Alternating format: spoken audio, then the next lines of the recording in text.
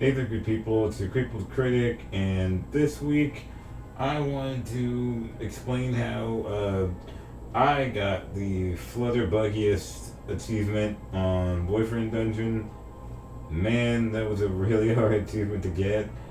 I think any fan of the game knows, like, if you want to complete all the achievements, it's nearly impossible because of this mini game in the game where it's on a console in your room, in your apartment.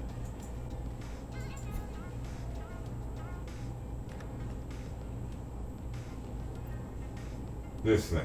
And originally, the controls, uh, like the controls in Boyfriend Dungeon, in my opinion, were very accessible. Um, Even in the dungeon part of the game, when you're fighting, I could basically attack with the mouse. Maybe not with every single weapon well, but I had my favorites and it wasn't difficult to manage.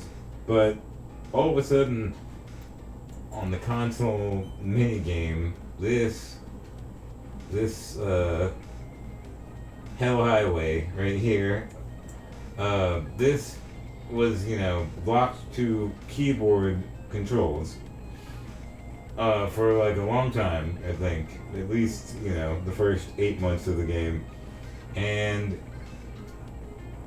I'm a disabled gamer. I can't use a keyboard.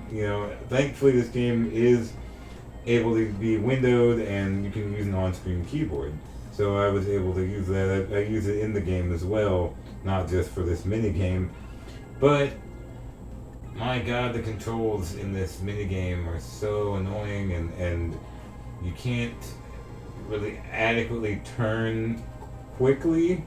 I've heard, depending on who you talk to, it's easier with a controller because you're using an analog stick, but I'm not, and it's really difficult.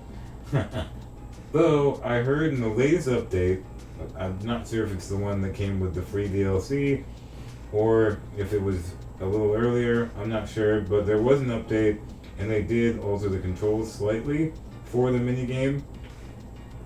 Now, the left mouse button will let you accelerate, and the right mouse button turns to the right, but you still need to turn to the left depending on the racetrack that you're on, the normal or hard.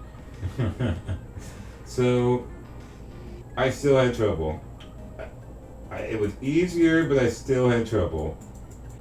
After a while, I decided to experiment with a macro to help me remap the mouse keys with some of the keyboard keys so that I can at least turn a little easier and quicker. Specifically, I remapped the mouse wheel up and down to be turning left and right. But for anyone wondering if you're using this kind of program to make macros or to remap your mouse or the keyboard, you can experiment with how each button is pressed, whether it's held down or whether there's a delay. And sometimes with certain games, and the way they're made and the way they're programmed, sometimes the actual internal controls have a delay, so you have to compensate for that. So I usually just stick to 1 and 8, which is just press once or have the button held down. But for this game, it didn't seem to register when I had it on the 1.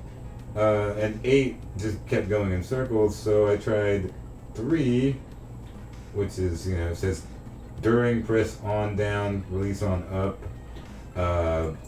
Maybe that compensated for their, delay in the actual controls, but it worked wonderfully. It still took me a while, even with this, but I finally got it after a few days of getting really frustrated. But oh my god, I'm on my way to platinuming this, and I wanted to kind of help people who are maybe having trouble too. So take a look. Thanks for watching.